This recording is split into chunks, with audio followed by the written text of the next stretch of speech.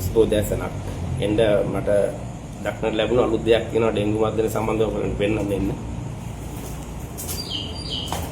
මම අද එක්කන් යන්නේ කොහෙටවත් නෙමෙයි අපේ ගෙදර. මගේම ගෙදරට මම එක්කන් ආවේ බලන්න මගේ ගෙදර මధుරු උපෝ වෙලා මේ. දැක්කද? මගේ ගෙදර මధుරු උපෝ වෙලා මට වෙලා තියෙන කරදරයක් තියෙනව නේද? මගේ මේ තියෙන්නේ මගේ පොකුණ. මම මේකේ මේ නෙළුම් පැලයක් ගෙනල්ලා නෙළුම් පැලේ හිටවලා ඒකට ආරක්ෂාවට මාළු පැටව දෙන්නෙක් දාලා තිබ්බා. ටික දවසක් මාළු පැටව දෙන්න හිටියා. ඊට පස්සේ මේ මාළු පැටව දෙන්න නැතුව ගියා. ඉතින් හැබැයි ටික දවසක් බැලුවට මේ මාළු පැටව දෙන්නත් නැහැ. හැබැයි මේකේ මధుර පණුව බෝ වෙන්නෙත් නැහැ. හරි ස්වභාවික විදිහට තියෙනවා. මේ ජල ප්‍රවාහංග වැඩිලා හොඳට තියෙනවා. ඉතින් මම ටිකක් නිරීක්ෂණය කරලා බැලුවම හරි අපූර්ව යාළුවෝ ටිකක් හම්බුණා. මේ ඉන්නේ ඒගොල්ලෝ තමයි. පේනවද? මේ ඉන්නේ හරි අපූර්ව යාළුවෝ ටිකක් ඉන්නවා. මේගොල්ලෝ කවුද? මෙයාලා තමයි අපේ බත් කූරාගේ ශිශු අවස්ථාව. ඒ කියන්නේ බත් කූරාගේ ජීවිතේ මදුරුවාගේ ජීවන චක්‍රය වගේ බත් කූරාගේ ජීවන චක්‍රයේ එක් අවස්ථාවක් ඔය ගත කරන්නේ ජලයේ. යාලා මාස දින 80ක් විතර මෙහෙම මේ කාලේ ගත කරනවා මේකේ. ඒ අතරතුර මේගොල්ලන්ගේ ප්‍රධාන ආහාරය තමයි කවුද දන්නවද? මදුරු කීටයන්ව. එතකොට බත් කූරා ඉගිලෙනකොට එයාගේ ප්‍රධාන ආහාර ජනප්‍රියම ආහාරයක් තමයි මදුරුවා මැස්ස කුඹුව වගේ කට්ටිය. ඒ කියන්නේ ඒ ආහාර ලිස්ට් එකේ උඩින්ම මදුරුවා ඉන්නවා. දැන් එතකොට මේගොල්ලන්ගේ ජීවන චක්‍රය ගත කරන්නේ ජලයේ. ඒතර මෙයා ජීවන චක්‍රය ගත කරන්නේ ජලයේ. ඉතින් ඔයගලන්ට තේරෙනවනේ මේ දෙකේ සම්බන්ධයක් තියෙනවා කියලා. හැබැයි මෙයා මෙහෙම වතුරේ ඉඳදිත් අහිංසක නැහැ. එයා මාංශ භක්ෂකයි. එයා සතුන් වල්ලන් තමයි කන්නේ. හැබැයි මෙයා එහෙමනේ හරිය අහිංසකයි. මේ පේනවනේ චූටි ජල ප්‍රවාහංග ටිකක් කාලා තමයි බොහොම අහිංසක විදිහට ජීවත් වෙන්නේ. හැබැයි ඉතින් මෙයා දන්නේ නැහැ මෙයාගේ ඇඟට මේ ඩෙන්ගු වෛරස් එක ඇතුළේලා තියෙනවා මගෙන් ඩෙන්ගු බෝ වෙනවයි කියලා මෙයා දන්නේ නැහැ. ඉතින් ඒ නිසා මෙයාට කරන්න දෙයක්වත් නැහැ. හැබැයි අපි දැන් ඔයගලන්ට පෙන්වන්න යන්නේ මේ ස්වභාවික පරිසරයේ මේ වෙන සංසිද්ධිය කොහොමද එකිනෙකට ගැලපෙන්නේ කියලා. මෙතනින් ඉඳද්දි මෙයා හරිය අහිංසකයි අසරණයි. කාටවත් දෙඩබ්බෝ කරන්නේ නැහැ. හැබැයි මෙයා මෙතනින් ඉඳද්දි ටිකක් වසයි. හැබැයි මෙයා අපිට ඩෙන්ගු මර්ධනයට උදව් කරනවා. උදාහරණයක් ගත්තොත් අපි කවුරුත් දන්නවා මම නිකන් කෙටියෙන් ගත්තොත් මෙයා වතුරේ ඉඳද්දි මෙයා මේ ඉන්නේ ශිශුව ඇඳලා තින්නේ පිරිසිදු ජලයේ රැඳෙන දිය කඩਿੱති පොකුණු වගේ වල තමයි මෙයා ඉන්නේ. මෙයාගේ ආහාරය තමයි මේ මම පෙන්නලා තියෙන මధుර කීටය. මේ පේනව නේද? මෙයා තමයි මම මధుර කීටවල ඉන්නේ මෙයාලා ඉන්නේ. ඉතින් අපිට කිව්වට ඒක පිළිගන්න බෑනේ. ඊළඟට මේ ඉගිලෙනකොට තමයි මෙයාගේ ආහාරය මේ මధుරුවා. ඉතින් මේ දෙන්න අපිට ඩෙන්ගු මර්ධනයේදී විශාල සහායක් දෙන්නේ.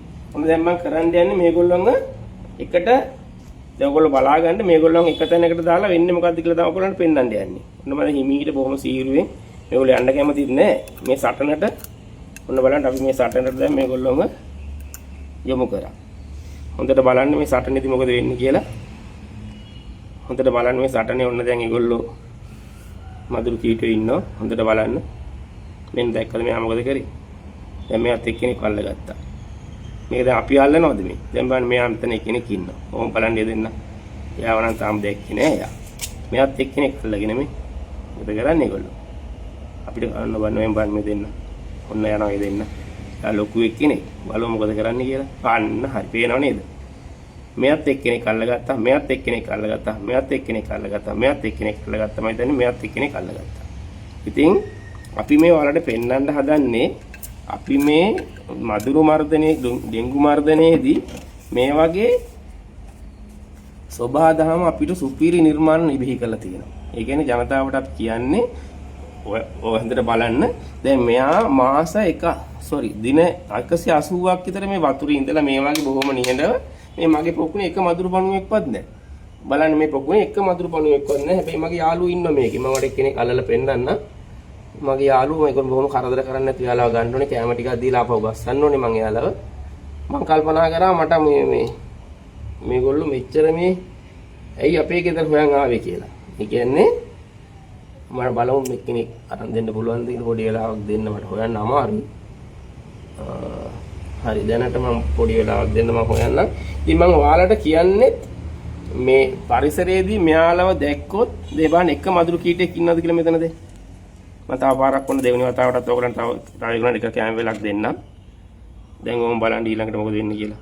දැන් ඔන්න බලනවා තව ටිකක් ඇඩ් කරා. බලමු. ඔබ හොඳට බලන් ඉන්නකො මොකද යාළුවා කරන්නේ කියලා අපේ යාළුවෝ ටික. බත් කූරා කියන්නේ ස්වභාවයෙන්ම මදුරු පණුවව ආහාරයට ගන්න එක්කෙනෙක්. ආන් දැක්කද? තව එක්කෙනෙක් අල්ලගත්තා. බලමු තව විනාඩි චූටි වෙලාවක් බලන්න මේ මදුරු පීටිය ටිකට මොකද මේගොල්ලෝ කරන්නේ කියලා. මේගොල්ලෝ මගේ පොකුණේ නිකන් හැදුණා නම් මොකද වෙන්නේ? අද ඩෙන්ගු හැදිලා කී දෙනෙක් ලෙඩ බෝ කරනවද? ඒ නිසා මම කියන්නේ අපිට අවාසි දෙකක් තියෙනවා. අවාසි දෙකක් තියෙනවා. එකක් තමයි මේ අනේ මේ අපි දුමහෙම ගැව්වම මේගොල්ලෝ ඉක්මනින් මැරිලා යනවා. හැබැයි මදුරුවත් මැරෙනවා. නමුත් මදුරුවා මේ ටයර් ටින් බෙලෙක්ක ලේසියෙන් තියෙන නිසා ඒව නැවත බෝ වෙනවා. මම බලන්න හිතාමන්ම තියුණු සටනක් කරනවා ඒගොල්ලෝ. සටනක් කරලා ඉතින් මම කිසිම බයක් හැකක් නැතුව මම මේගොල්ලෝ කරන්නේ. මම ආපහු මම බලන්න මම දැන් අපි මේගොල්ලන්ගේ නැවතත් ඒගොල්ලන්ගේ සුපුරුදු පරිසරයට මුදා හරිනවා. බලන්න තප්පර ගහනක් ගියාම එක මදුරු කීටයක්වත් ඉතුරු වෙන්නේ නැහැ. ඉතින් මම බය නැතුව ඔන්න මගේ පරිසරයට මගේ යාළුවෝ ටික මුදා හරිනවා. ඔම් බලන්න. යාළුවා ස්වභාවික පරිසරයට යනවා. ඔන්න ඒගොල්ලන්ගේ පරිසරය.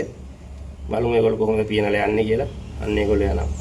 ඒගොල්ලෝ පරිසරයට. ඒගොල්ලන්ගේ ජීවන චක්‍රය මම බය නැතුව මදුරු කීටයව දානවා මේ මදුරු කීටය මම බය නැතුව දානවා මගේ පොකුණට. ඉතින් මම ඔයාලටත් මේ ඉල්ලීම කරන්නේ ඔයාලගේ මේ අහිංසක සතාව දැක්කොත් මේ පරිසරයේ පිරිසිදු පරිසරයක් අවත වාතයේ පිරිසිදුයි බත් කුර ජීවත් වෙන මේ වගේ පරිසරයක ඕගොල්ලෝ මේ වගේ මදුරු බත් කීට පැටව දැක්කොත් උදව් කරන්න මේ පරිසරය රැක ගන්න අපිට පුළුවන්. දූමායනය කිරීමකින් තොරව මේ පරිසරය රැක ගන්න. මොකද බත් කුර ජීවන කාලය තුලම කන්නේ ගිලෙන මදුරුව අල්ලන් කනවා. වතුරේ ඉන්න තාක්කල් මදුරු කීටයව අල්ලන් කනවා. ඉතින් අපිට ඊටදී සම්පතක් කොහෙද? ඒ නිසා මම කියන්නේ මම මේ වීඩියෝ එක ගෙනාවෙත් ඒකයි. ඔබ බලන එක්කෙනෙක් හරි බලන හැම කෙනෙකුටම පුළුවන් මේ වගේ අහිංසක සතෙක් දැක්කොත් මේ ජීවන චක්‍රය උදව් කරන්න ජීවිතවල පරිසම් කරගන්න. ආයෙත් බොහොම ස්තුතියි.